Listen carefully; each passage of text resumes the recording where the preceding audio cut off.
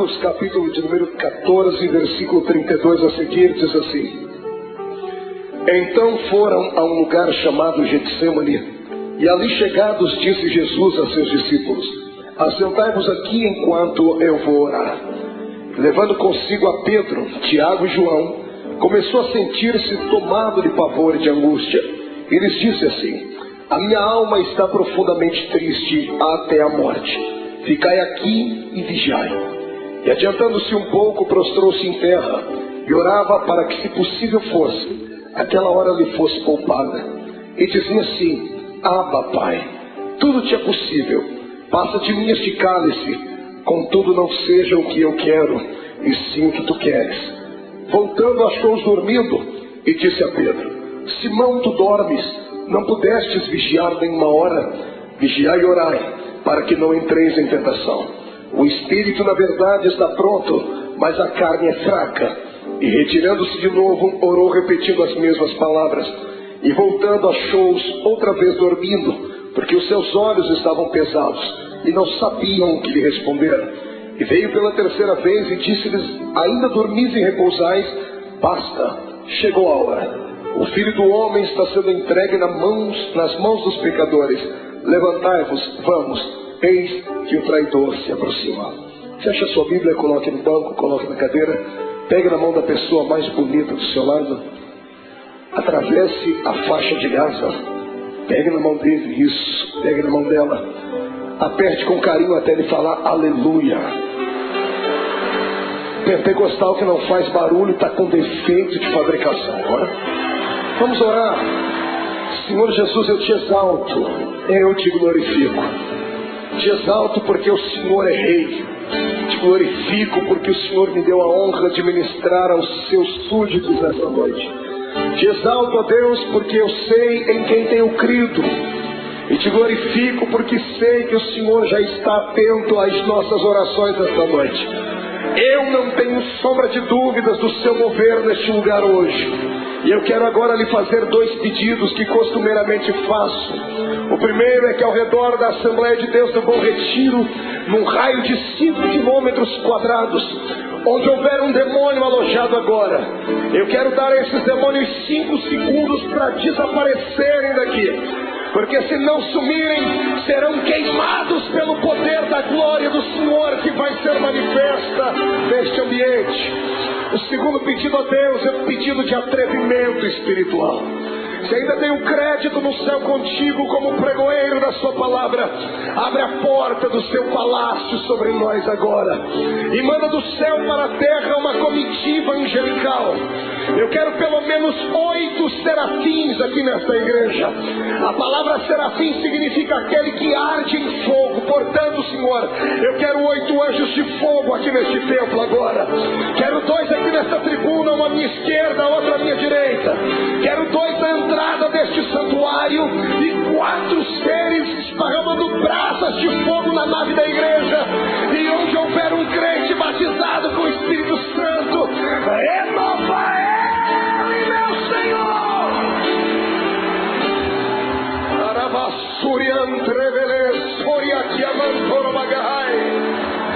Deus, tu não precisa da ajuda do homem para nada. Tu és onipotente, Senhor. Mostra a sua onipotência nesta noite. Abala os nossos corações com a sua unção.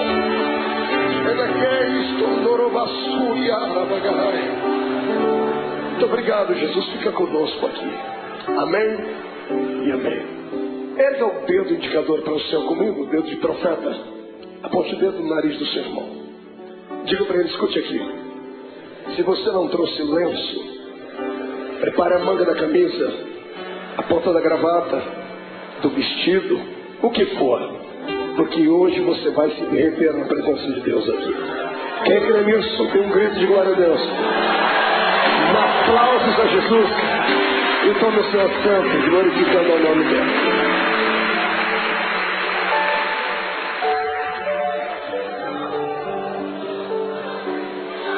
Aleluia. Oh, glória.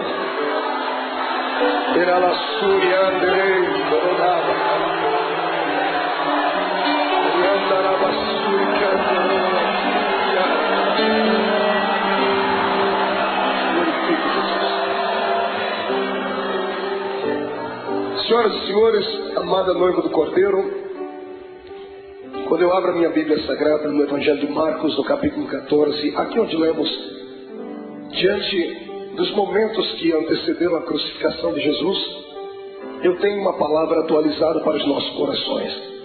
Certa vez, ouvindo um grande sábio pregador, ele disse algo que na época, talvez pela minha juventude, talvez pela força do ímpeto da juventude, eu achei que ele estava sendo apenas um tanto eloquente no que falava, e descobri anos mais tarde que era uma realidade. Ele dizia que a mensagem da noite, ela depende do estado de espírito daquele que vai transmiti-la. Se o pregador estiver alegre, a mensagem vai ser esfuziante. Se ele estiver melancólico, a mensagem será melancólica, porque o Senhor usa o vaso na situação em que ele está. Você já me viu pregar aqui mensagens daquela que a tampa da chaleira voa lá para cima. Toda segunda-feira tem sido um mar de poder aqui, não é verdade? Quem tem participado, quem tem ficado cheio de Deus, sabe disso. Mas hoje, eu quero levar você por outro caminho. Quero convidar você para se entregar a Jesus hoje e permitir que Ele venha moldar de novo o seu vaso. Eu sei que vaso só pode ser quebrado no processo da preparação. Depois que o vaso está pronto, ele não pode ser quebrado mais. Porque se for quebrado, terá que ser colado, e mesmo servindo ainda para alguma coisa, vai ficar dentro dele algumas cicatrizes. Eu quero crer que todos nós estamos ainda num processo de formação. Não chegamos ainda à estatura daquilo que Deus quer. Então hoje o Senhor vai despedaçar o nosso vaso e nós vamos sair daqui um pouquinho mais apaixonados pelo Cristo ao qual nós servimos. Amém? Então dê um grito de glória a Deus para estremecer o inferno. Viver não é fácil. Viver é uma aventura. O dom da vida não foi confiado a todo o grande universo. O dom da vida, a existência mais plena dela, o Senhor confiou apenas nós que somos seres humanos. Pastor, mas os animais não vivem, as plantas não vivem, mas o estado deles é vegetativo. Não tem alma, não tem espírito. Eles têm apenas um breve espaço de tempo e existem apenas para algumas finalidades. Somente o ser humano vive para a eternidade. Por isso que nós somos dotados de sentimentos. O que é o sentimento? O sentimento é aquele labirinto da nossa alma que às vezes nos faz saltar, nos faz sorrir, nos faz chorar. E quem é que nunca passou pelo vale da sombra da morte? E só há um remédio que pode trazer a cura para os nossos sentimentos. É a doce presença do Espírito Santo. Porque a doença da alma, a dor dos sentimentos, da frustração, da depressão e da angústia, ela está localizada onde o médico não consegue localizar. Bem na divisão da alma com o espírito. E só a palavra de Deus e a presença do Espírito Santo vão até este lugar. E é isso que Jesus vai fazer conosco aqui hoje. Ele vai transformar esta igreja hoje não num quartel-general, mas num grande hospital. E ele, junto com a sua equipe médica, que é composto pela Santa Trindade e seus anjos, vão trazer um milagre para a nossa alma. Eu profetizo em nome de Jesus que o choro que durou uma noite toda terá que cessar, porque a alegria chegará e a sua alma será inundada com a presença do Senhor Jesus. Olhe para o irmão do Senhor e diga para ele: é só um momento de dor. Diga: vai passar. Quem acredita nisso, dê mais um grito de glória a Deus aí.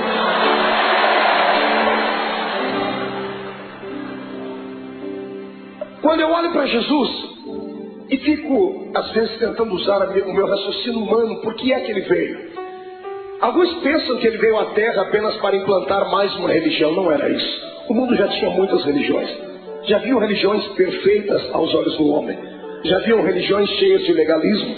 Já haviam religiões amparadas por um sistema filosófico de poetas, como eram os epicureus. Amados, já havia muitas e muitas igrejas na época. Então a pergunta continua: por que é que Jesus veio à Terra? Ele não veio à Terra simplesmente por vir, como cantava Raul Seixas em uma música onde ele apontava o dedo para o nosso Salvador e chamava Jesus de ridículo, dizendo que ele não era besta para dar uma de herói. Jesus não foi apenas um herói, não foi apenas um mártir. Ele não saiu do céu apenas para fabular e confabular uma história. Jesus deixou as regiões celestiais motivado por um sentimento nobre e perfeito. Ele foi motivado pelo amor. Ninguém entende mais de amor do que Deus. Por isso a Bíblia diz que o amor de Deus foi pleno, porque Ele amou o mundo de tal maneira que deu o seu Filho unigênito para que todo aquele que nele crê não pereça, mas tenha a vida eterna. Tentando indagar a Deus, fiz isso algumas vezes, perguntando então por que é que Jesus veio à Terra, por que o Senhor não poderia usar outras pessoas para que isso acontecesse? O Senhor me disse: você não leu a Bíblia direito, porque desde o Gênesis eu tenho levantado homens para serem exemplos, mas todos eles têm fracassado. Os homens tentaram, sacerdotes tentaram, reis tentaram, profetas tentaram, mas não conseguiram vocacionar o coração do homem para servir a Deus. Era necessário um sacrifício de um animal anualmente para que o perdão do pecado viesse sobre os seres humanos e eles não fossem condenados e não descessem à morte e estivessem aprisionados por Satanás. Desde o Gênesis até o começo do Novo Testamento, nós temos uma série de dimensões históricas onde Deus tentou confabular com o homem a sua história, ensinar a eles um pouquinho da sua graça, e os homens não pareciam entender. Foi então que Deus teve uma atitude divina.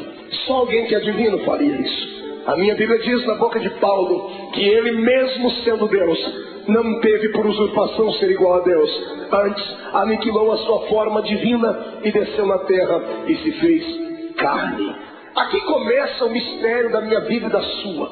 Aqui começa uma das explicações para as grandes perguntas da vida, das crises existenciais, que nem Freud conseguiu explicar. Por que é que estamos aqui? Todos nós fazemos parte de um plano majestoso e maior, de um plano que não nasceu na mente de homens, nasceu na mente do Todo-Poderoso Deus. No meio do caminho houve percalços, houve bloqueios, e Deus então, para reconstruir a sua história, o seu plano original, Ele teve que sair do céu e vir ser um entre nós. A minha maior alegria como homem nesta terra, como pregador do Evangelho, não é ter viajado por mais de 40 países do mundo.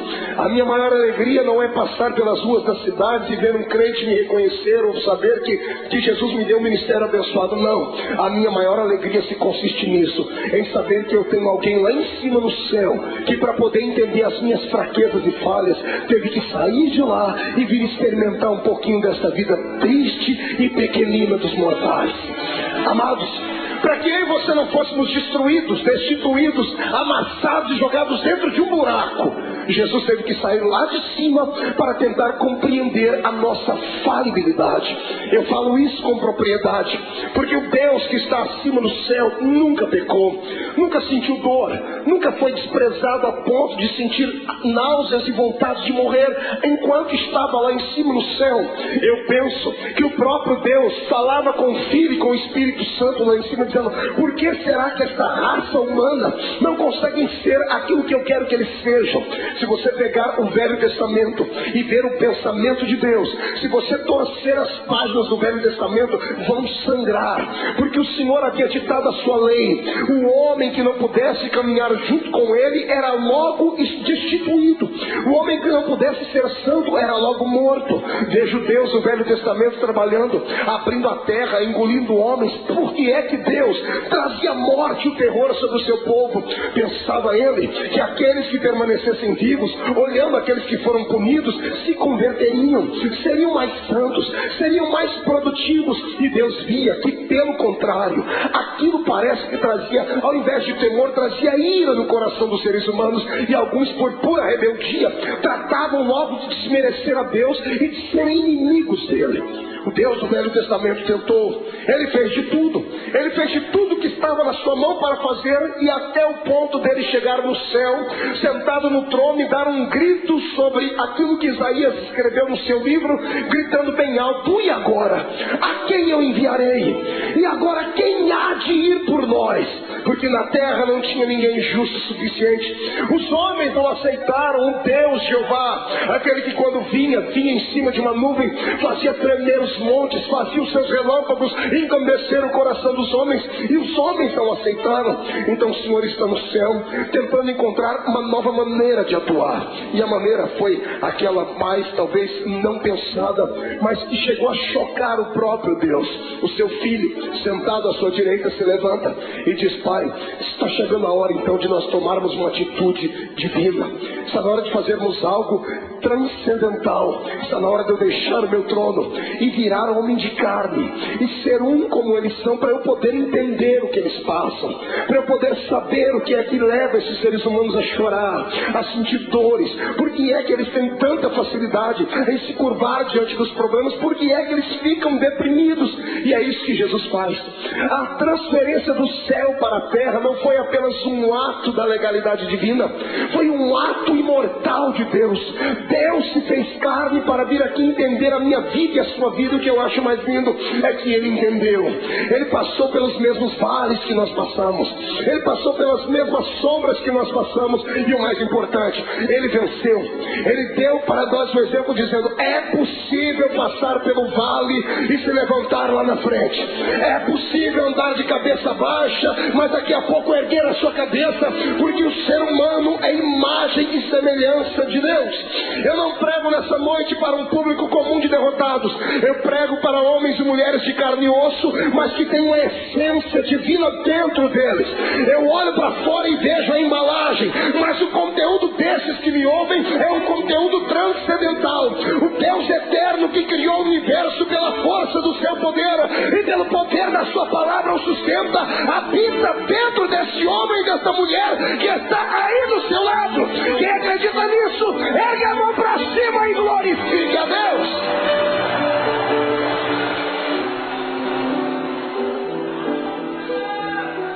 Para tentar entender por que é que a gente chora, grita, geme, sente agonia, Jesus passou pelo mesmo caminho.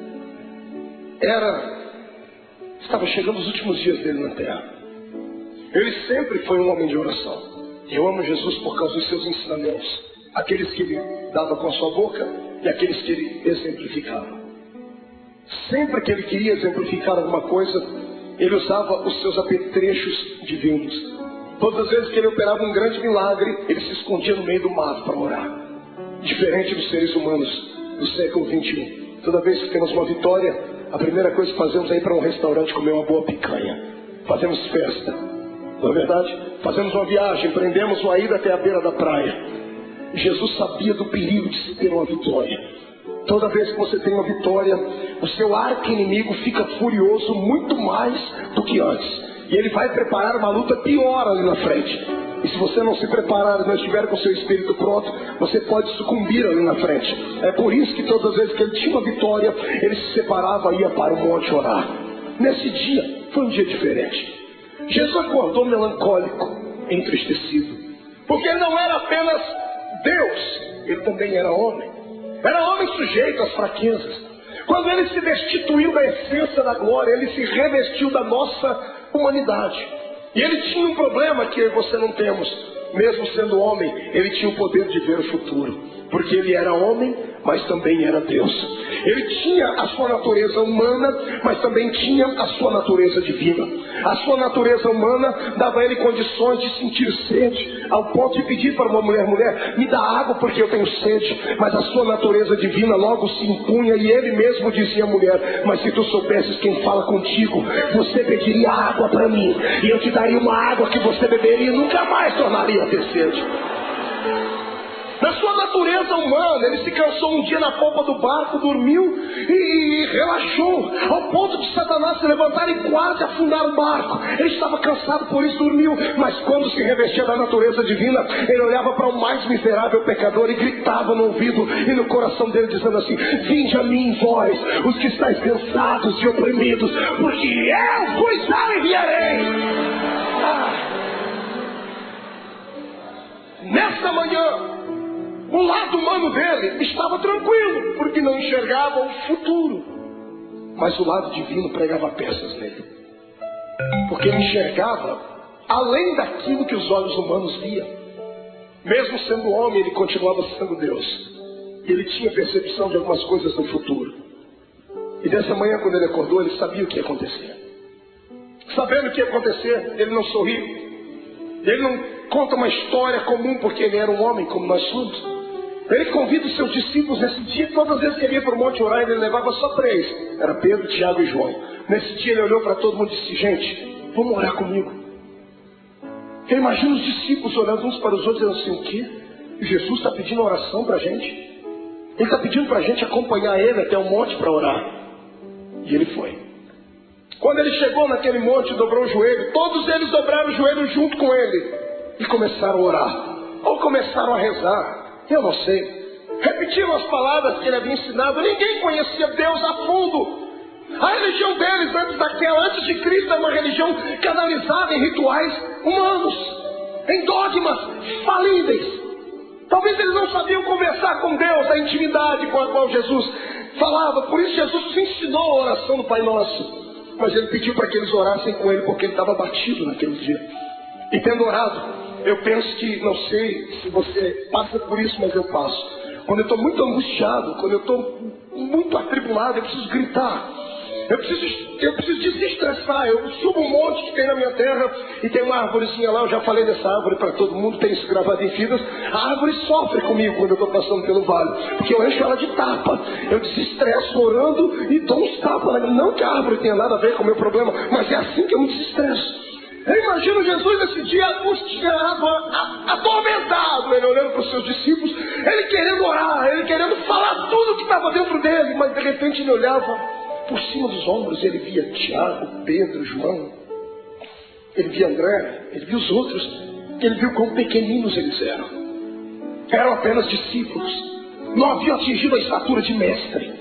O discípulo tem muita facilidade de se escandalizar, tem muita facilidade de ficar pequenino diante de situações difíceis.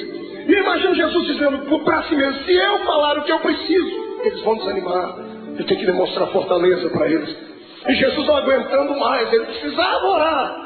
Ele levanta a cabeça, levanta da oração, deixa todo mundo orando. Ele pega 3 entre os 11 que foram, porque Judas não foi com ele esse dia, Judas ficou. Tinha só 11 com ele. Ele levanta e chama os 3 mais chegados dele.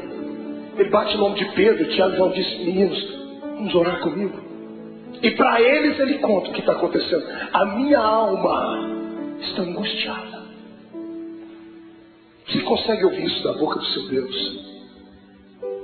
Ou você acha que isso é um privilégio só seu? De sentir dores, de chegar em dias dentro da sua casa que dá vontade de morrer, dá vontade de entrar dentro do quarto e fazer uma besteira? Ou você acha que porque você é crente, você está bem guardado e você tem anticorpos espirituais suficientes para te proteger de toda a avalanche do mundo? Não, você é um ser humano. A diferença entre o ímpio e o justo não é vista somente nesta terra, será vista na outra. Mas a minha Bíblia diz que da mesma sorte que sofre o ímpio, sofre o justo. A diferença não é em sofrer, a diferença é em como sofrer. O ímpio sofre desesperado, dá um tiro na sua orelha, fuma droga, injeta, bebe muito, até cair no chão, porque assim ele alivia a sua dor. Nós que somos crentes não fazemos isso. Mas quando temos nossos problemas, nós entramos dentro do quarto e tomamos um chazinho da raiz de Jessé. E o Espírito Santo vem acalentar. É só assim que a gente passa pelo vale. Eu estou te mostrando o seu Deus em agonia. É bonito falar do Jesus andando em cima das águas. É lindo falar sobre ele multiplicando os pães. É poderoso falar sobre ele se transcendendo no Monte Tabor diante dos seus discípulos e falando com Moisés e Elias.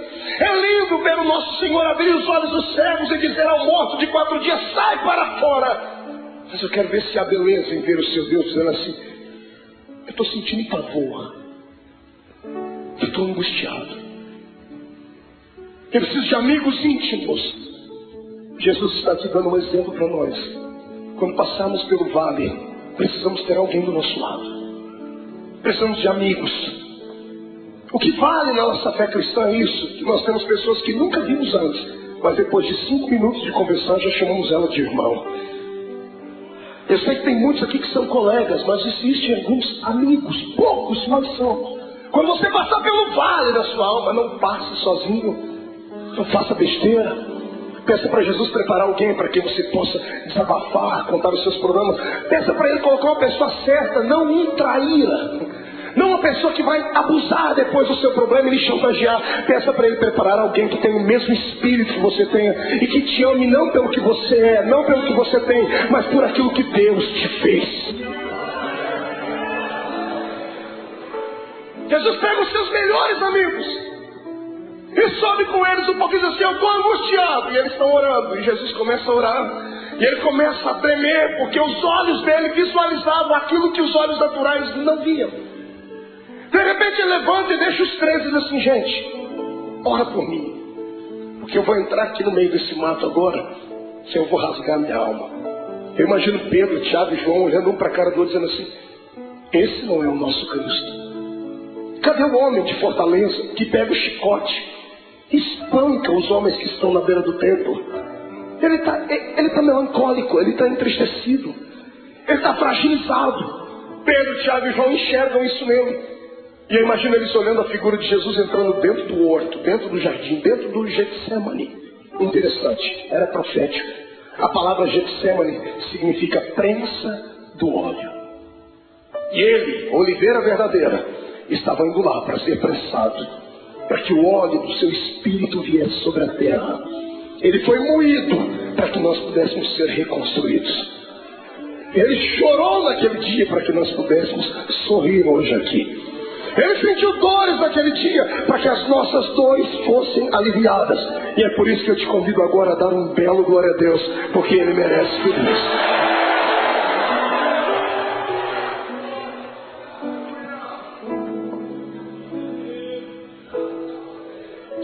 Ele começa a orar. Agora que não tem mais ninguém perto dele, ele rasga a alma e diz assim, Pai, eu sei que a hora é chegando, mas o meu lado humano não está aguentando, então eu vou fazer um pedido ao Senhor. Se der, Pai, passa de mim esse cálice.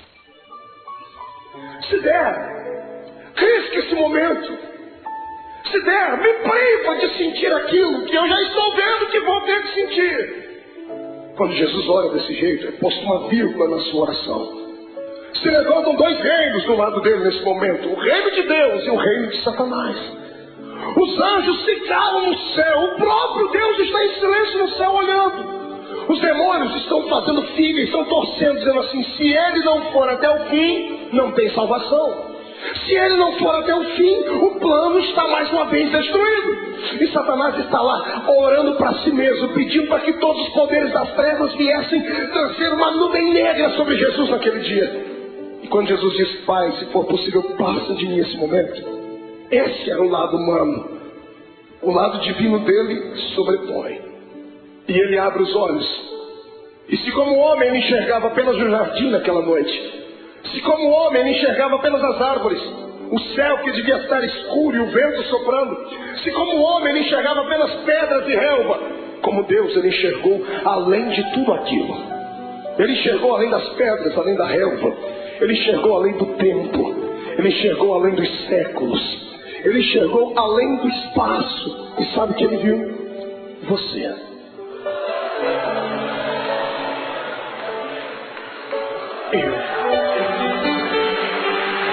Ele enxergou você.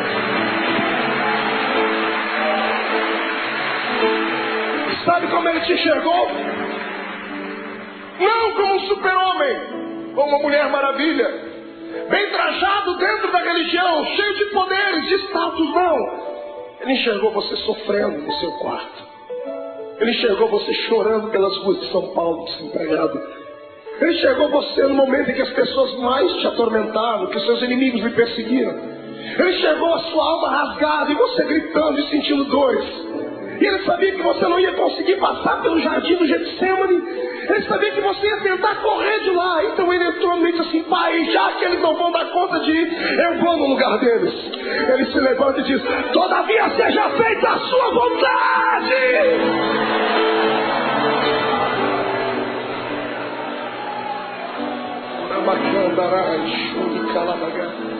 Feche seus olhos por um momento.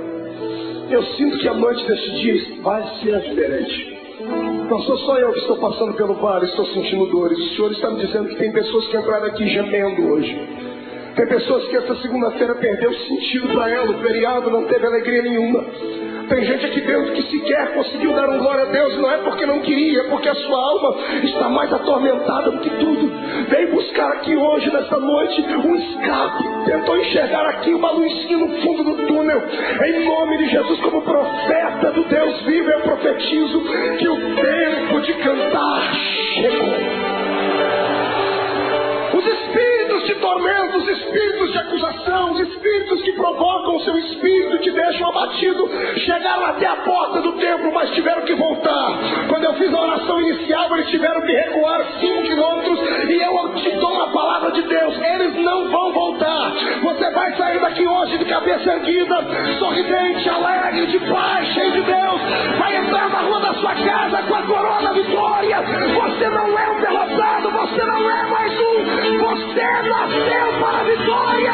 Quem acredita nisso, adore ao Senhor.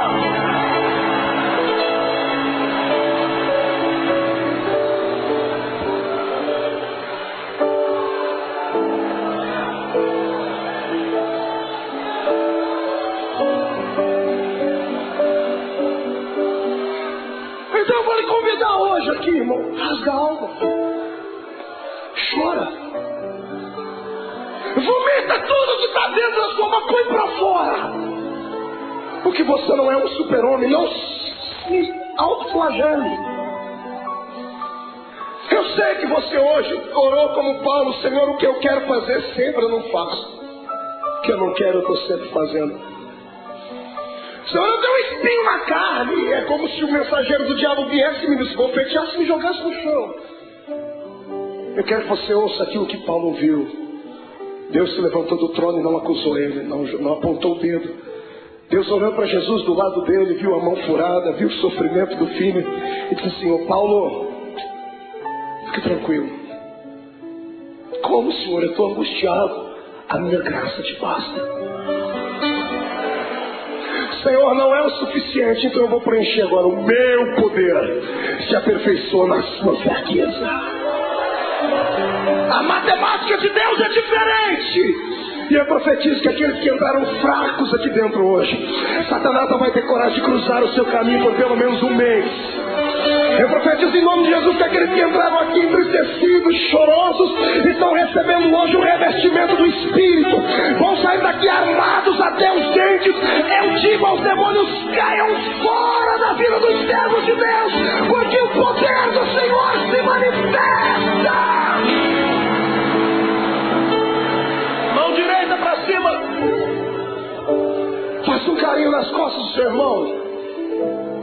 Diga para ele: a angústia, o pavor, a angústia e a tristeza, a angústia e o abandono são o caminho mais fácil, mais rápido de tocar o coração de Deus.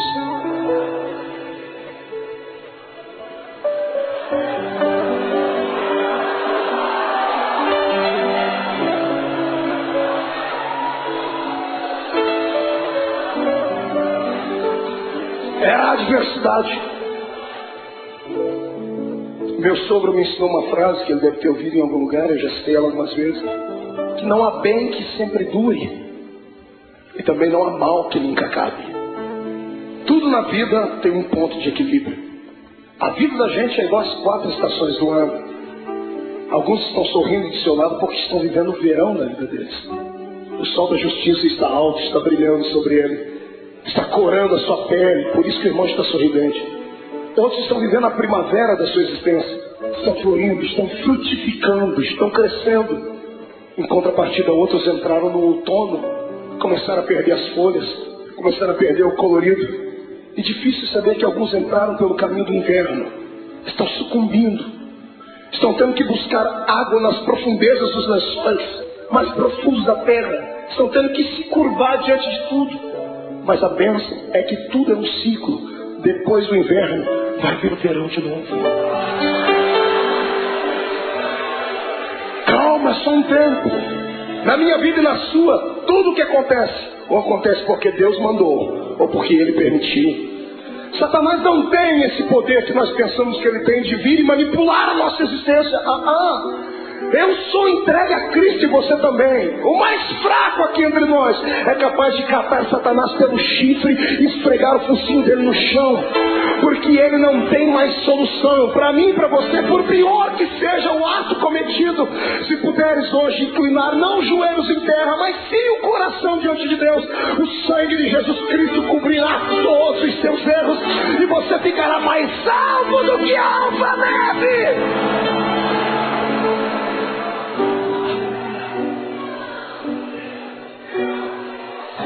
Mas escute,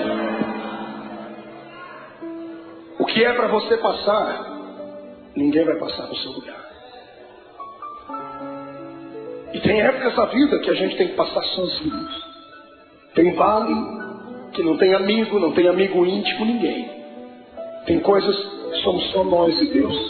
E o pior é que nesse exato momento parece que Deus nos esquece. Eu não sei o que é pior, a correção de Deus ou o silêncio dele. O silêncio, quando você grita e lá do céu vem uma resposta assim.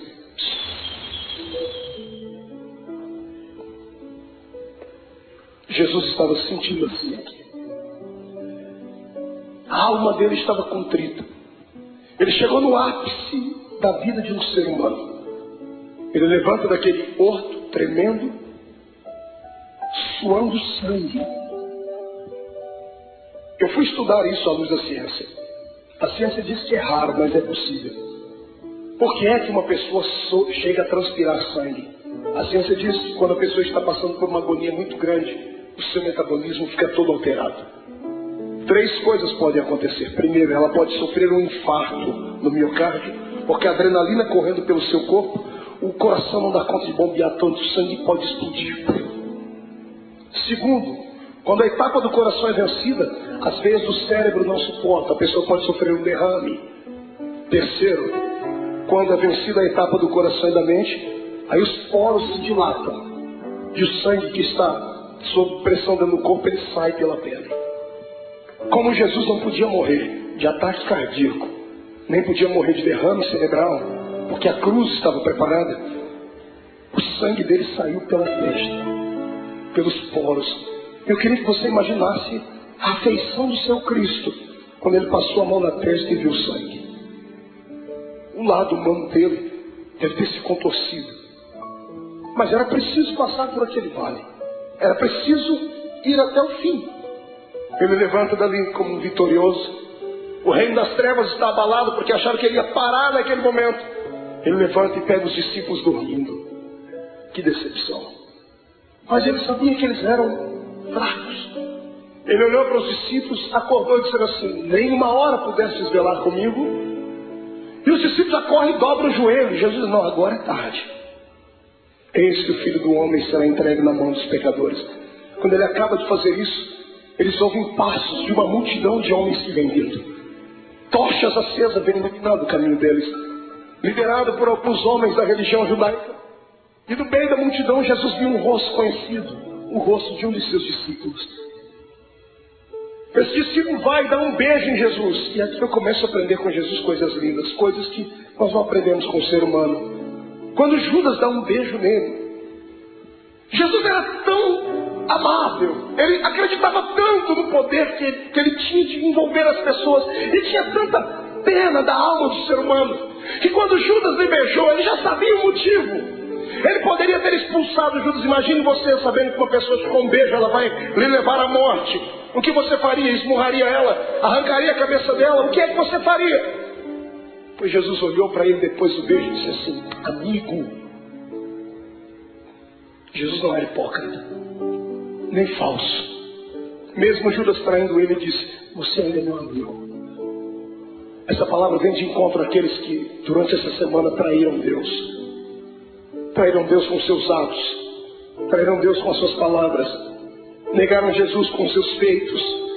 Porque eu creio que eu não estou pregando aqui para uma assembleia de homens puros e mulheres purificadas. Porque se todos aqui fossem santos à estatura que pensam, não estariam sentados nesse banco, estariam voando com os anjos aqui. Eu sei que estou pregando aqui para gente que passou pelo vale, porque o meu Deus não fala com quem está ausente, Ele fala com quem está presente. Mas Mas Jesus manda dizer que Ele está apaixonado pela sua fé, está apaixonado pela sua coragem. Você caiu, veio aqui se arrastando com a boca no pó, mas crendo no que está escrito, que o justo pode cair até 7 vezes, mas o Deus que Ele serve, de todas elas o colocará de pé.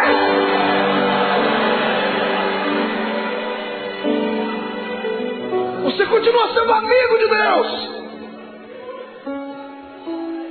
O amor de Deus não dá para se entender. O amor de Deus tem que ser aceito. Não fomos nós que o escolhemos. Foi Ele quem nos escolheu. E quantas vezes você já fez essa pergunta? Por que o Senhor me escolheu, Deus? Por que você acha que Deus te escolheu, irmão? Pela sua força? Pela sua oratória? Pelo seu talento de cantar? Você acha que Deus olhou para você e disse: esse aqui eu vou poder usar, então eu vou investir nele, e o outro que não prestava ele não investiu? Não foi nada disso. Deus olhou para você e alguma coisa em você atraiu Ele. Não foi você que foi buscar Deus em uma igreja, foi Ele que trabalhou no seu coração em casa, usou o testemunho de alguém. Deus queria você, mas a palavra final foi sua: eu vou. Quando você disse vou, o Senhor disse: pronto, eu escolhi, agora Ele veio. Você foi escolhido por Deus. Escute, deixa eu dizer uma palavra que isso aqui vai quebrar esse demônio que te atormenta, vai acabar com a sua depressão. Escute, nenhum ser humano pode surpreender Deus. Não há nada que você faça, não há nada que você pense, não há nada que você aconteça que você vai deixar fazer. Deus fica assim: nossa, o meu filho me espantou. Porque Deus conhece tudo. Você nunca vai surpreender Deus. É por isso que eu me apoio nessa palavra, para nunca sair dela. Porque o diabo, ele só sabe falar do passado. Ele só sabe acusar você do que você fez, do que você cometeu antes de entrar dentro dessa igreja hoje. Ele só sabe apontar o dedo para você e metralhar você, dizendo assim: você foi isso, fez isso e aquilo. É por isso que eu prefiro ficar com Deus, porque Deus não fala do passado. Todas as vezes que Deus olha para você, sabe o que Ele fala? Do seu futuro. E lá no céu, imagina Ele acotovelando Jesus. Ele está vendo aquela filha lá? Olha lá na frente e veja o que eu vou fazer com ela. Está vendo aquele homem? Olhe lá na frente e veja o que ele será. Porque Deus não é como caranguejo que anda olhando para trás. O Senhor está na nossa frente. O Senhor está além das suas fraquezas. O poder do Senhor está além da sua humanidade. O poder de Deus está além dos seus complexos. É por isso que eu te convido nessa noite: saia de dentro da prisão que está a sua alma. Deixa o Senhor hoje sacudir as portas dessa prisão e arrancá-las para fora. Deixa Deus mostrar para você que mesmo amarrado em um tronco, com os pés amarrados, todo ensanguentado, você ainda tem um cântico nos seus lábios, tem uma arma tônica nos seus lábios. Enquanto você cantar, as muralhas vão cair. Eu convido você hoje a saltar para dentro do território dos vitoriosos.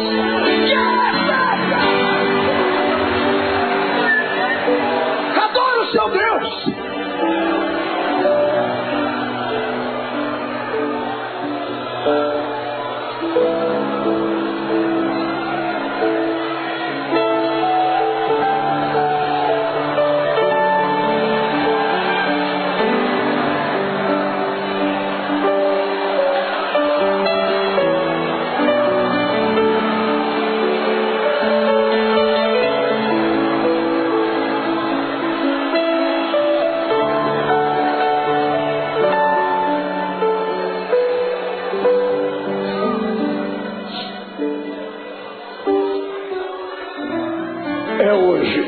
Dia que Deus escolheu para arrancar você de dentro do quarto escuro da sua vida.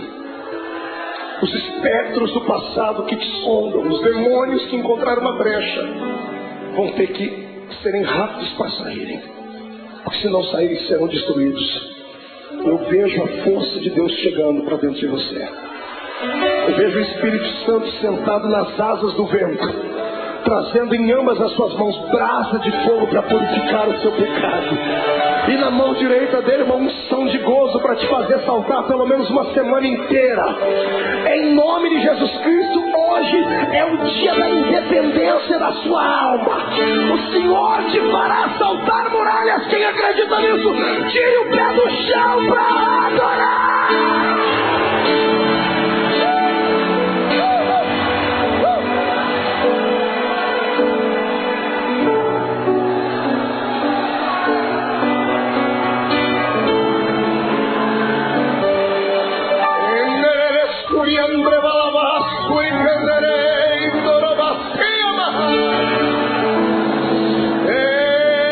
Adore a Deus, cante um hino de vitória e vem agora para perto do altar. Curve o seu coração, porque Deus te fez dar.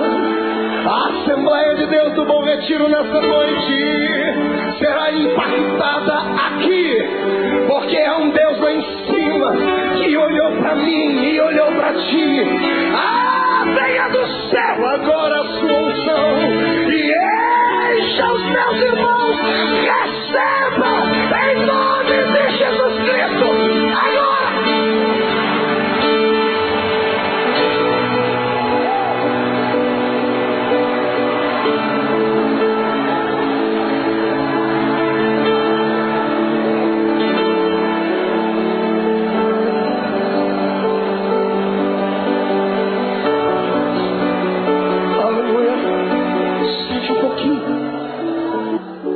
Olhe para cá.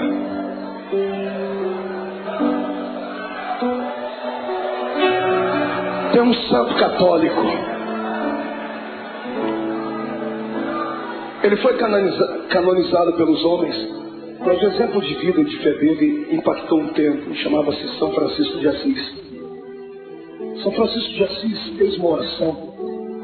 E uma frase da sua oração eu peguei para mim para orá-la sempre que eu estou passando por problemas.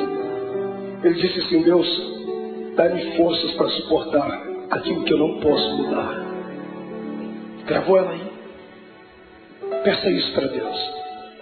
Dá-me forças para suportar aquilo que eu não posso mudar. Tem coisas na vida que não dá para mudar. O filho que foi embora não volta mais. A doença que dizimou parte do corpo não tem como retroceder. O abandono, a tristeza, muitas vezes não tem como retroceder. Então peça para Deus te dar força para suportar. O que importa é em como enfrentar esse dia de dificuldade. É em como você vai enxergar o seu jardim. Você pode enxergar o seu jardim como sendo o ápice do abandono de Deus, ou pode enxergar o seu jardim como sendo o pódio da coroação da sua vida. Depende da maneira como você foi para lá. Jesus foi preparado para o jardim. Por isso ele orava antes, incessantemente. Por isso ele buscava Deus. Por isso ele passou 40 dias no deserto, em jejum. Porque ele sabia que a missão dele era grande, como a sua é. Sabe por que você está querendo parar? Porque você não se preparou.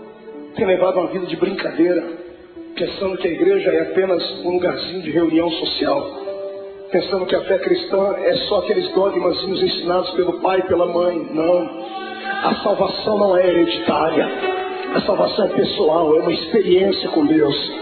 Busque a sua experiência nessa noite. O Senhor transmutará esse coração de pedra num coração de carne, trará alegria para dentro da sua vida e você vai ter força para viver. Lá está ele. Olha o Senhor Jesus sendo preso. Quando os homens vêm prender ele tinha passado uma noite de oração. Às vezes eu tenho pena, entre aspas, dos demônios, porque eles vêm atormentar quando a gente está fraco na carne, mas o espírito está forte. Os homens chegam e Jesus pergunta para eles: a quem buscais?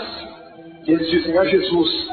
Naquele momento ele não falou como homem, ele falou como o Deus lá do Êxodo. Ele olhou para eles assim: eu sou.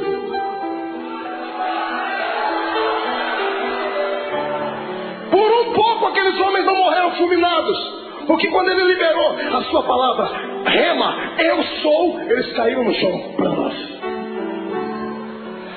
Qualquer preso sairia correndo, qualquer pessoa condenada sairia correndo. Qualquer covarde sairia correndo. Eu não duvido que os discípulos iam pegar na mão dele. Jesus, aproveita o momento e foge. E ao invés de ele ir para a direção contrária, ele vai e ajuda as pessoas a ficar de pé. Você consegue imaginar Jesus pegando na mão de Malco? Malco foi o soldado que arrancou a orelha dele. Fica de pé, Malco. Jesus olhando para o Judas. Judas, filho, fica de pé. Imagina ele falando, I'm sorry. Desculpe. Em vez de falar como homem, eu falei como Deus. Foi só um momento. Eu estou aqui, pode me prender.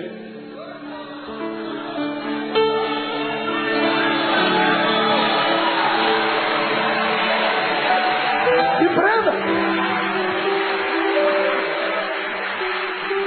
Eu imagino que os próprios soldados que foram prender Jesus se assustaram. O quê? Me prenda. Eu estou preparado. O que eu estou fazendo agora vai trazer uma mudança no planeta Terra. O momento de sofrimento agora trará algo na eternidade jamais visto, nunca visto. Se o grão de trigo não morrer, ele vai viver para sempre na solidão. Mas quando ele morre, ele gera outros. Precisam de um cordeiro? Eis-me aqui, vamos lá. Eles podem não amar-me suficiente. Podem não ter orado comigo à noite. Podem ter me negado. Podem ter me vendido. Mas eu os amo. Aleluia. O amor de Deus é o amor ágape.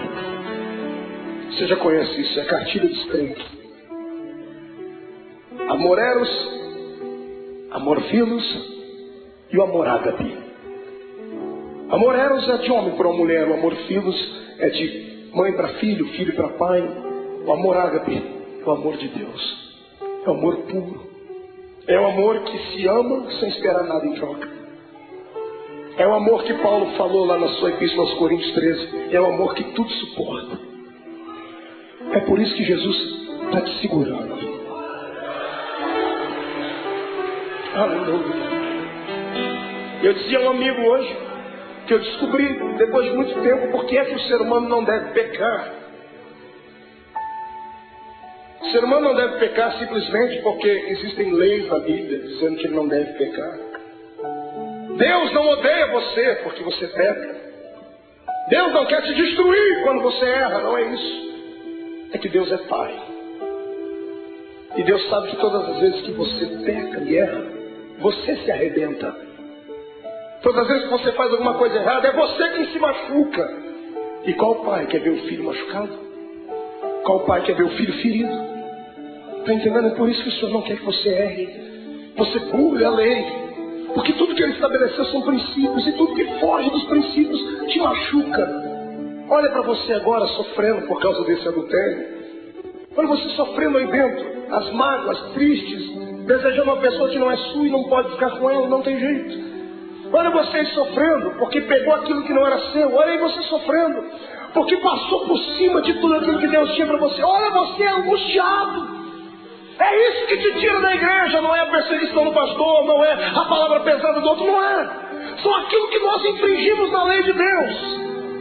E Jesus me disse ao meu ouvido enquanto eu estava de joelho ali, tem muita gente que quer se afastar da igreja, filho. E fala para eles que não importa o que eles fez, importa o que eu fiz por eles. Sai da frente, Satanás, eu estou com raiva de você. Eu tenho certeza que nessa noite os planos de Satanás mais uma vez caíram por terra, porque o Senhor te ama e ponto final. Quem é amado por Deus, adore a Ele.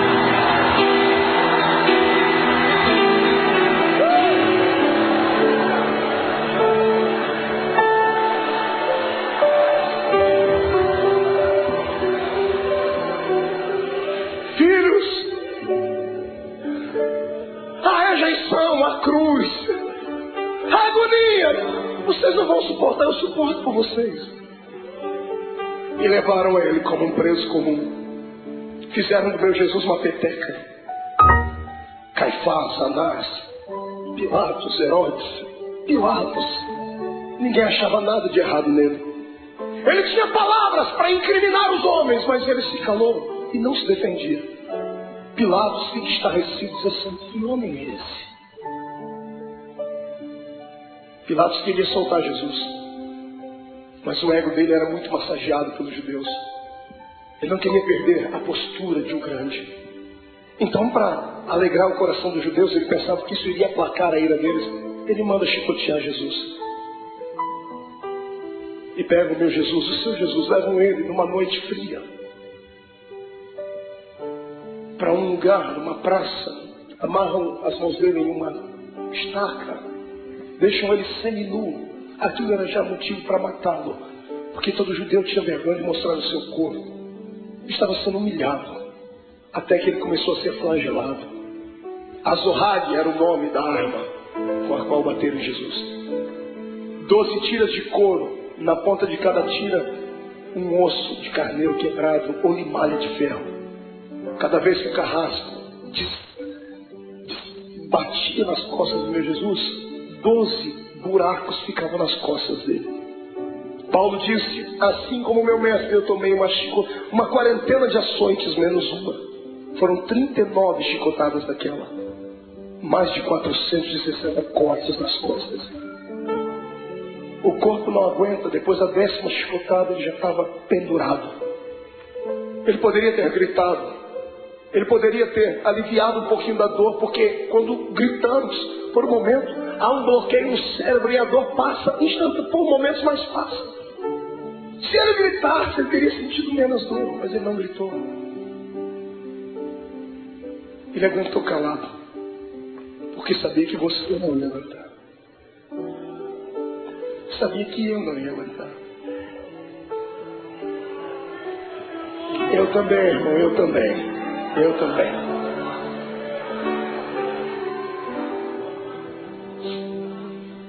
Quando tiram Jesus da estaca, ele está semi-morto, caído no chão. Alguém embrulha o corpo dele num pano, pensando fazer o bem, estavam fazendo o mal. Jogam ele dentro de uma cova, dentro de uma cela fria, úmida, fétida. No outro dia de manhãzinha, Pilatos já havia se reunido com algumas pessoas. O povo não havia quem acalmasse o povo. O povo quer a morte dele. Pilatos se levantou e chamou a multidão e disse assim: olha, hoje é um dia especial. Hoje eu tenho direito e posso liberar o perdão para um preso. Vocês têm esse homem chamado Jesus e tem Barrabás. Barrabás era um terrorista, era um prisioneiro político. Era um homem que queria lutar contra o reino de Roma. Por isso estava preso. Um homem zarrão, de quase 1,90 m, diz a história. E quando colocaram Barrabás e pegaram o nosso Jesus todo machucado de manhã, ele não jantou na noite, não tomou café de manhã. Ele estava fragilizado, com o corpo tremendo, perdeu muito sangue na noite. As pessoas olham para os dois e, pagos por dinheiro, gritam: solte Barrabás. Pilatos não entende o que a multidão está falando. Ele vai, lava as suas mãos, diz assim: bom, que caia sobre a cabeça de vocês o sangue desse homem. Os soldados ficaram possessos por demônios. Agarram o meu Jesus e o seu. E o pano que estava coberto sobre o corpo de Jesus havia colado nas feridas que estavam nas costas dele. 400 cortes abertos, o pano colou a noite toda ali. Um soldado arranca aquele pano com força, abrindo todas as feridas de uma só vez. Ele deve ter soltado um gemido muito forte. Para brincar com ele, porque alguém dizia que ele era o rei, fizeram uma coroa de espinhos. Cada espinho tinha pelo menos 9 a 10 centímetros de comprimento. Espinhos que eram capazes de perfurar uma madeira. E colocaram na cabeça do nosso Jesus. Colocaram uma capa vermelha sobre ele, bateram com uma cana na cabeça dele para que a coroa fincasse mais ainda. E alguém dizia: tu não és o rei? Eis aí a tua coroa. Pegam o patíbulo da cruz, a haste onde os braços dele foram presos e fixos. Colocam nos ombros dele e ele sobe a via da crucificação.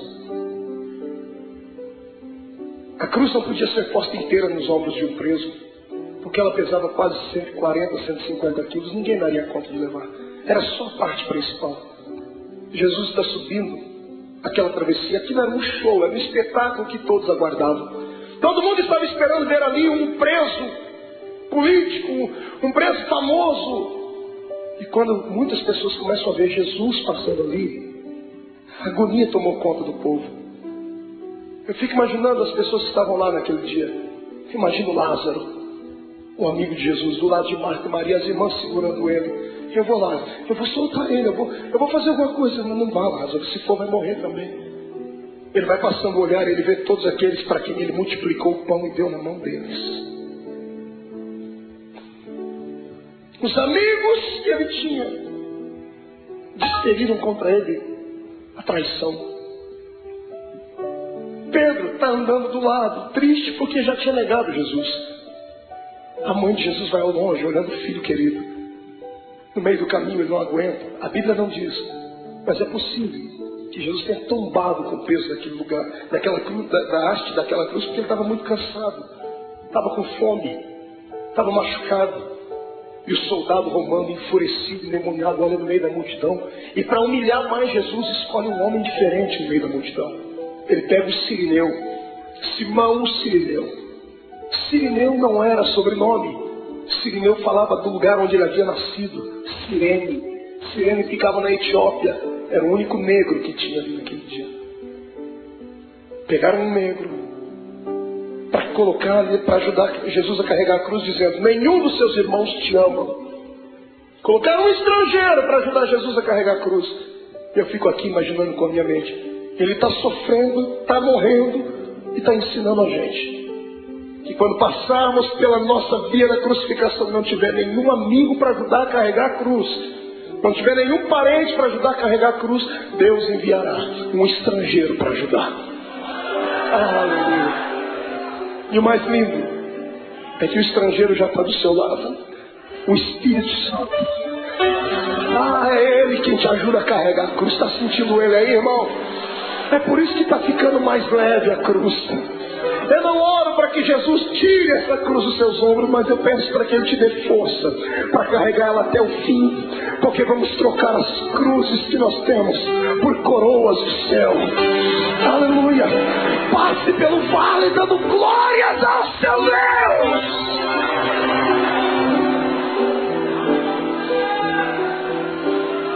Sobe comigo! Vem no Gólgota comigo. Ele está subindo, a multidão está indo atrás, os soldados estão gritando. Quando chegam lá em cima no Gólgota, tiram a haste que estava sobre os ombros de Jesus e pegam a haste maior e pregam lá, então sim, uma cruz. Pegam Jesus e vão crucificá-lo. A história diz que a cruz era feita 5 dias antes da crucificação, era feita sob medida. Por quê? Por causa do tamanho e o peso do preso. Era feita sob medida porque antes de pregarem o preso já havia um lugar próprio para cravar o prego.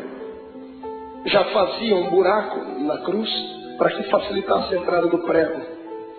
Então quando vão pregar o nosso Jesus, problema, a cruz não era dele, era sua, era minha, era do infeliz, do Barrabás.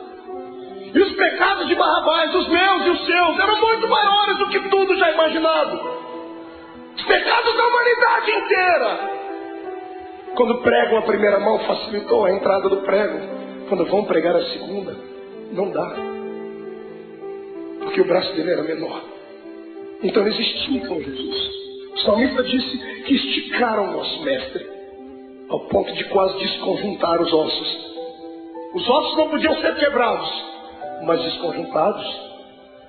Quando esticam Jesus, ele sente dores inimagináveis. Pregam a mão dele. O suplício maior vem na sequência, porque a mão ainda tem muita carne. Como é que se prega o pé? Não pregaram 2 pés de uma vez porque não tinha prego que suportasse. Pregaram primeiro o primeiro pé. Pregos de 17 centímetros. Golpe desferido em cima do osso, ou entre as juntas dos pés. Quando o primeiro prego entra e crava o pé do meu Jesus naquela cruz, ele deve ter se contorcido. Um desejo de gritar, mas era tudo que Satanás queria ouvir. Fraqueza. E ele engolia seco. Porque por dentro ele dizia para si mesmo: já vai acabar. Não vai demorar muito. Eles não vão suportar isso. Eu suporto por eles. Pegam o segundo pé e outro prego. Pregam o segundo pé em cima do primeiro. Então temos 2 pregos segurando os pés dele na cruz. Quando os soldados levantam a cruz, o buraco no Gólgota está feito. Levantam a cruz e eram presos. Você já viu algum policial tratar bem um preso? Abrir a porta do camburão e dizer assim: entra, por favor, querido. Ninguém disse: vamos colocar a cruz com cuidado. Quando eles levantam a cruz e soltam dentro daquele buraco, soltam com todo o peso do corpo dele. Quando a cruz bate dentro do buraco do Gólgota, o corpo de Jesus pende para frente. Ele fica preso pelos pregos das mãos dos pés e o corpo pende para frente. Os seus ossos comprimem o seu pulmão e ele não consegue respirar. Ele sabia mais do que ninguém que carne sufocada, Deus não aceitava o sacrifício dela. Então ele arruma força onde não tem, ele segura nos pregos, ele firma os pés e traz o corpo para trás, num esforço quase que sobre-humano, sentindo dores que você jamais sonhou. E quando ele encosta na cruz, ele respira um pouquinho aliviado. E então ele começa a ficar tonto. Estava fraco no dia anterior. As moscas começam a visitar o corpo de Jesus. Se você já fez serviço militar, você sabe do que eu estou falando. Quando você está diante de todo o esquadrão e um maioral está passando perto de você, você não pode nem se mexer. Posição de sentido. Os mosquitos voam em volta do nariz, dá vontade de colocar a mão, mas não pode. Jesus estava ali, ensanguentado, suado, sentindo dores. As moscas estão voando sobre ele e ele não tem força nem para expulsá-las. Do lado dele é posto um bandido e do outro também. Quando ele olha para os 2 bandidos, eu penso que ele intercede pela alma deles. O da direita o da esquerda fica endemoniado. O diabo entra dentro do corpo dele e ele olha para Jesus e diz assim: você não é Deus? Você não é o Cristo? Você não é o Todo-Poderoso? Sai da cruz e tira a gente daqui, rapaz. Eu imagino a tristeza com que isso chegou no ouvido de Jesus. Pensa, você está morrendo por ele e ele está debochando de você. A dor daquilo deve ter sido maior do que a dor dos pregos, maior do que a dor do chicote, porque a dor do desprezo é maior do que tudo. Deus olhou do céu e disse: não, meu filho não vai ficar assim. O Espírito Santo entra no coração daquele bandido da direita. Vamos fazer um equilíbrio. O da direita fica cheio do Espírito Santo. Pregado na cruz, grita para o outro: pare de atormentar ele. Esse homem não fez nada, a gente está aqui porque merece, e ele não. O da direita estica o pescoço, porque Pilatos deu um presente para Jesus. Mandou colocar uma insígnia em cima da cruz: Rei dos Judeus. O preso estica o pescoço, e quando ele lê em cima da cruz: Rei dos Judeus, ele abaixa a cabeça e sussurra: o Rei, Rei, ó Rei. Imagina Jesus levantando a cabeça, sentindo dor, dizendo: está falando comigo, rapaz? Estou. O Rei, lembra de mim quando entrar no seu reino. Aleluia. Eu imagino Jesus dizendo: eu penso, conjecturo, o que é, filho? Lembra de mim quando entrar no seu reino. Eu acredito que você é rei. Lembra de mim. Eu imagino Jesus dando um sorriso no meio do sangue, no meio da dor, e dizendo para si mesmo: valeu. Pelo menos um acreditou. Jesus olha para ele antes dele que falecer: moço, ainda hoje você vai cortar as faixas, vamos inaugurar o paraíso juntos, eu e você. Ainda hoje estarás comigo no paraíso.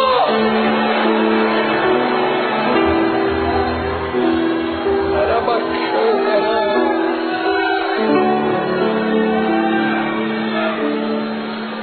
Incline a sua cabeça. Derramado em meu coração,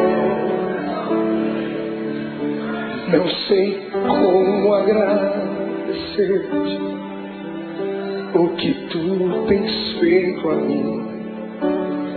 Eu só posso dar-te agora a minha canção.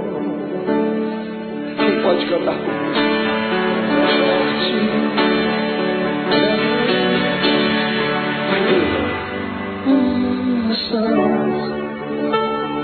Graças, Senhor,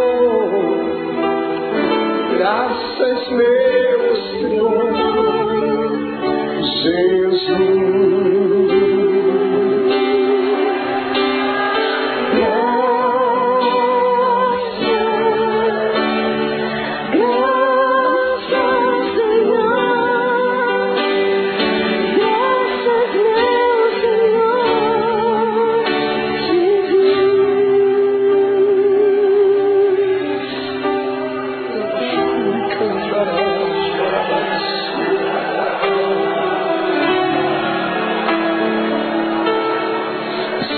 Diante do seu Deus, crente.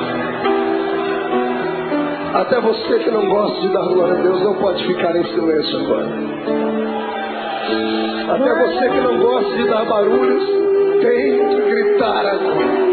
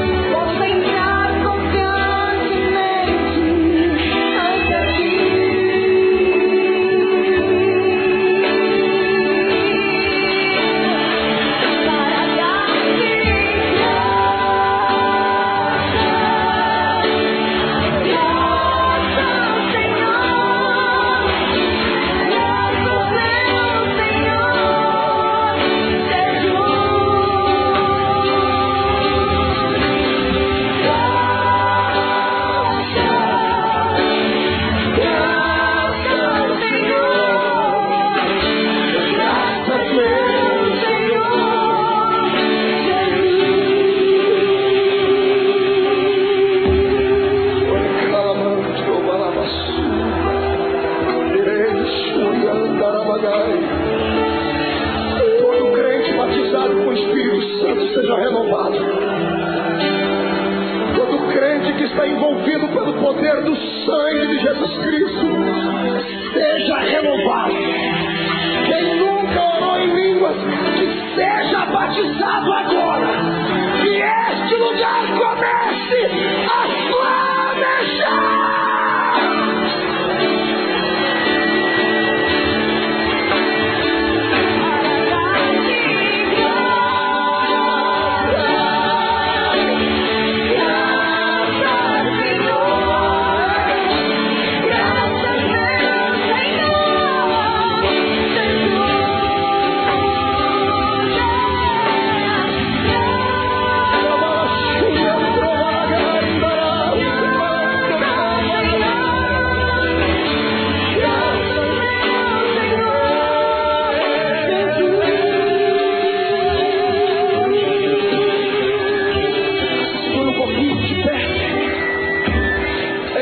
Seu irmão, oh Deus,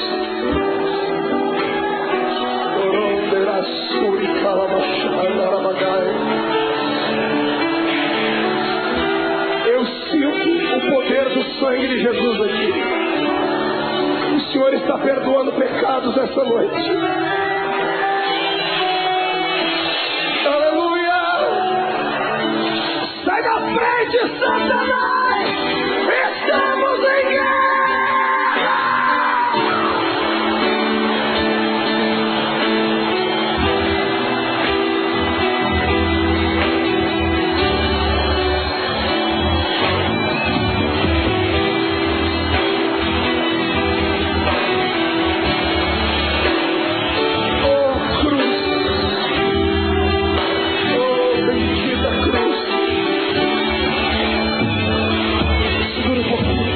na mão do seu irmão.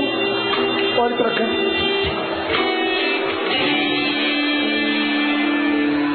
A agonia dele continuava. Chegou uma hora que ele olhou para o céu. Como homem, ele enxergava só as nuvens, o sol. Mas de repente, como Deus, ele olha para o céu e ele não vê nuvens. Ele olha para o céu e não vê pássaros. Ele vê o trono, Rubens. Quando ele vê o trono, ele vê o pai dele. Só que o pai dele está de costa. O pai virou as costas para ele. E no momento de dor, de muita agonia, ele disse: "Ô pai, por que tu me abandonou?" Quantas vezes você já falou isso, crente? Deus entende quando você diz isso, porque Jesus passou por isso. Não é que Deus estivesse feliz com o sofrimento do filho. Se Deus continuasse olhando, ele ia arrancar Jesus daquela cruz, Joel. E se ele arrancasse Jesus da cruz antes dele morrer, Deus ficaria derrotado. Deus poderia ter destruído a terra, pois ele preferiu virar as costas para não ver. E o lado humano de Jesus sentindo dores, mas o lado divino dentro dele dizendo assim: já está acabando, aguenta mais um pouquinho, segura. A morte está lá com as garras da mente de Jesus, tentando arrancar o espírito dele, e ela não consegue, porque ele não tinha pecado. A morte estava inofensiva. Ela era acostumada a carregar para dentro do inferno pecadores. Mas como arrancar da terra um homem que nunca pecou? Eu imagino a morte dizendo: "Desse eu não dou conta." Eu imagino Jesus levantando o rosto para cima e dizendo assim: "Eu vou te ajudar, morte.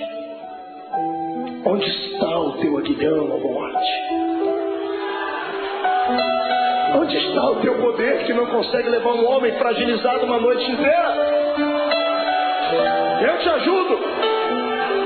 Quem diz que a morte matou Jesus não sabe da verdade.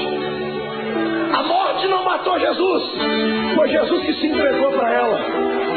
Você é muito fraca, morte, então eu vou te ajudar. Eu me rendo, eu entrego meu espírito, consumado está.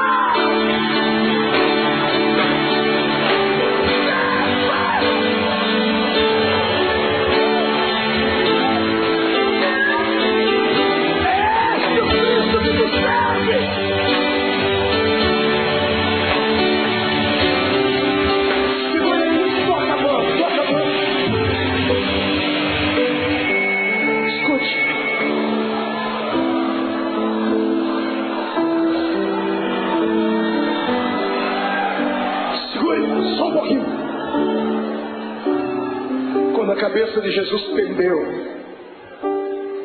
o astro-rei deixou de brilhar. O cosmos e a natureza se curvaram diante do rei eterno. As rochas se fenderam.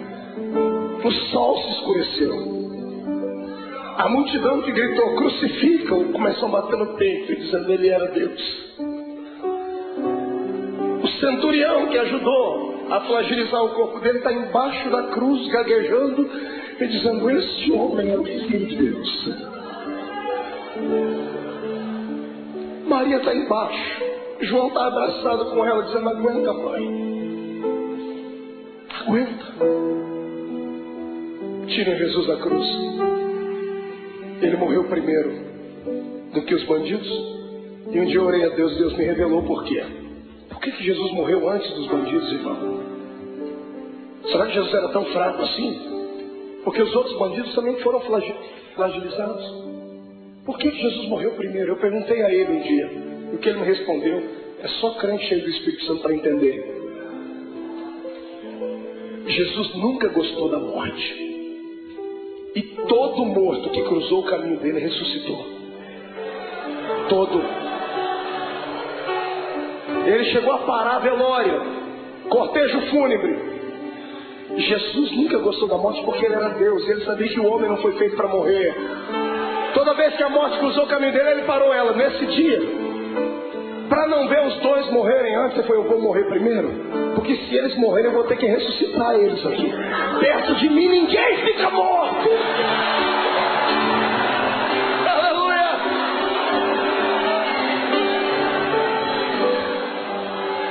Ele morreu. Morreu a carcaça. Quem morreu foi Jesus, o homem. Mas o Cristo que estava dentro dele não podia morrer, porque Deus é eterno. O Espírito do Cristo que estava dentro dele saiu pela boca. Quando o homem expira, seu Espírito sai. Interessante é que ao invés de Jesus sair dali e ir até o céu, a Bíblia diz que ele foi às regiões mais baixas. E ele foi num lugar muito interessante que poucos crentes conhecem, pouca gente prega. A Bíblia diz que ele foi buscar um cativeiro. Já leu sobre isso na Bíblia? Quando Jesus morreu, ele passou 3 dias morto ali, o corpo, porque o espírito dele foi fazer uma pregação interessante. Ele foi a um lugar onde estavam todos os santos que haviam morrido antes dele. Porque ninguém ia para o paraíso, iam todo mundo para o seio de Abraão. E Jesus foi lá e se revelou: eu sou. Eu imagino ele, que já estava com a chave da morte e do inferno na mão, indo lá, abrindo as portas das cadeias. Abrindo a porta, lá dentro tem alguém sentado assim: sai para fora, Daniel. Mas Senhor, quem és tu? Eu sou aquele que fecha a boca do leão.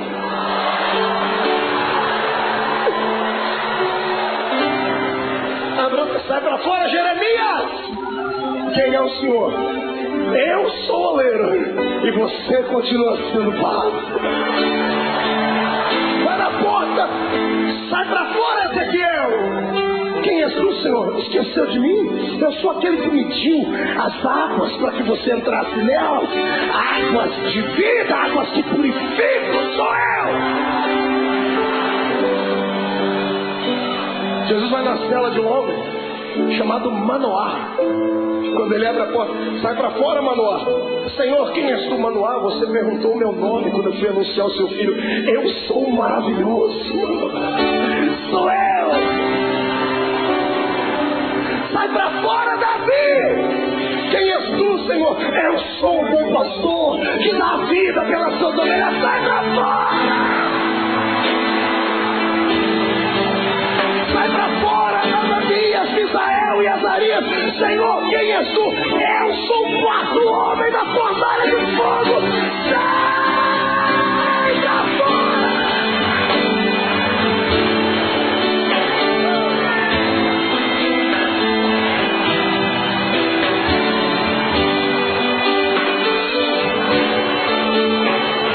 Segure. Jesus chega numa porta. Era um dos últimos a ter entrado lá antes dele. Ele abre a porta, está lá um sujeito de barba. Ele diz: João, sai para fora, João. Mas Senhor, quem és tu? João não me conhece? Imagina João olhando: ô Senhor, desculpa. É que a última vez que eu lhe vi, o Senhor era um cordeiro. E agora eu vejo que tu és o leão. O leão da tribo de Judá.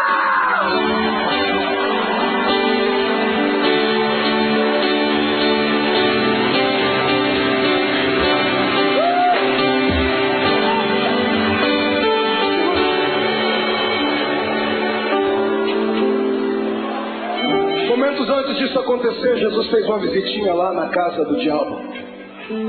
Está todo mundo chorando aqui em cima, na terra, e tem um monte de demônio fazendo festa no inferno. A morte e o diabo dançando catira e forró. Os demônios cantando, é festa. Jesus morreu.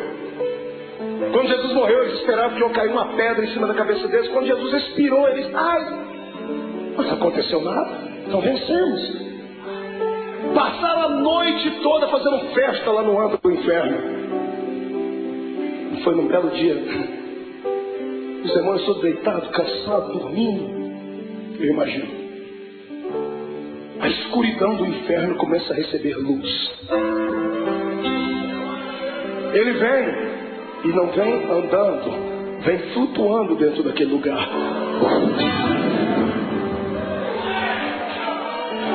Quando a presença, a luz e o calor dele vai passando, demônios começam a gritar. Ai, está queimando, é o sol. E alguém grita, mas é outro sol. É o sol da justiça. Os gritos devem ter acordado o diabo e a morte. Jesus olha para a cara dos dois. Antes de falar com o diabo, Jesus vai no colarinho da morte. Agarra ela pelo colarinho e diz, onde está a morte? Onde está o teu aguilhão, a morte? Jesus pega e joga ela para um canto. Jesus vai onde está o diabo. Fala, Satanás, agora é contigo. Seu infeliz. Me agonizou lá no monte. Achou que eu não ia vencer?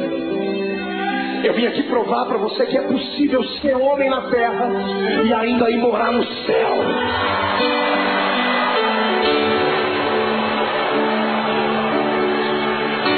Eu imagino o diabo com as duas mãos aqui, ó.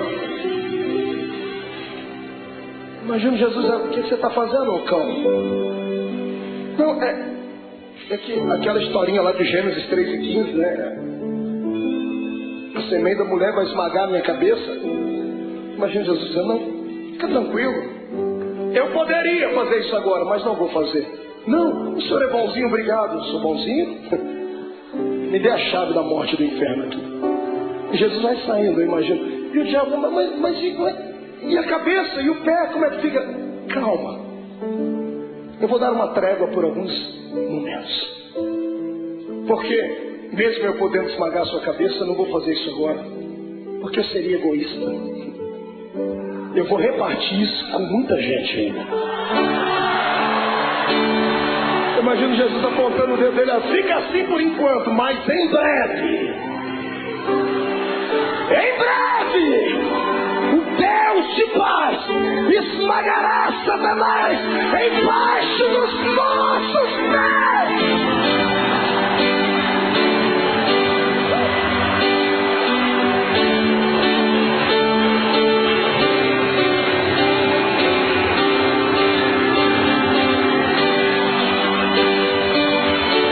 Segura, vamos encerrar.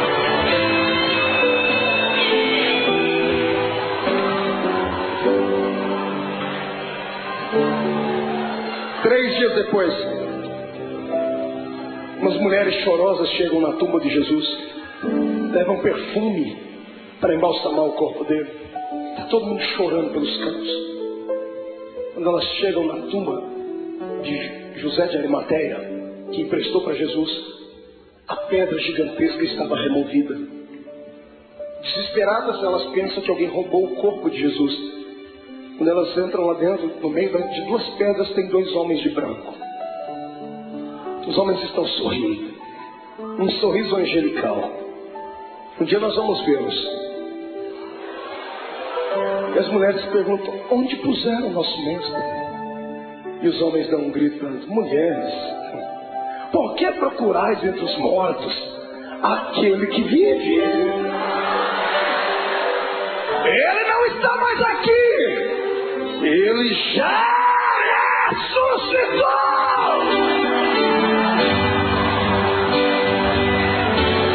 Vou te dar um conselho. Passe a quinta-feira da angústia.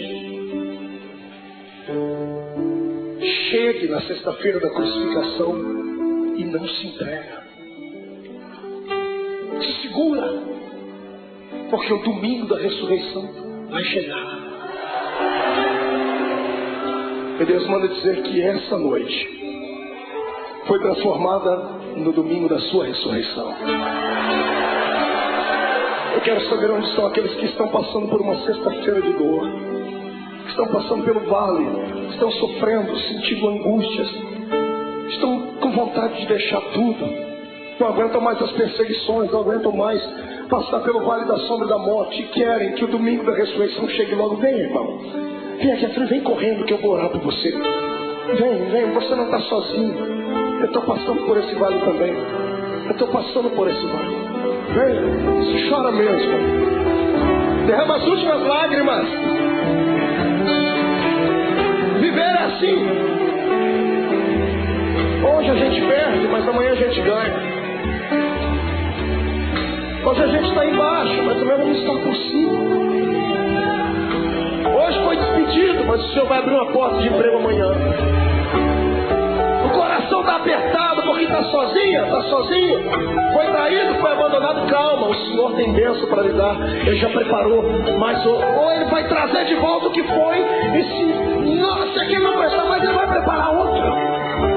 Ninguém perde com Deus. Ele só pede para você ter paciência.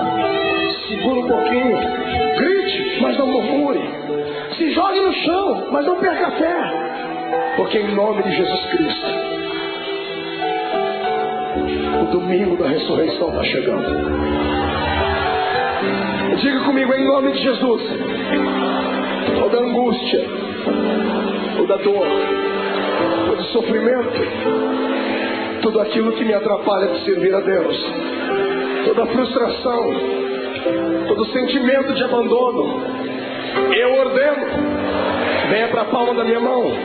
Agora, feche a sua mão. Diga comigo, a minha sexta-feira da crucificação já foi. Hoje é o domingo da minha ressurreição. Levante a mão para cima e vou contar até 3. Você vai jogar no chão e vai pisar em cima. 1. A vitória é sua. 1,5. Hoje o Senhor te transporta para o reino dos vitoriosos. 2. A sua casa será impactada pela ressurreição de Deus. 2,5. Satanás é um derrotado. Com D maiúsculo. 2,75. É o dia da sua liberdade. 3. Jogue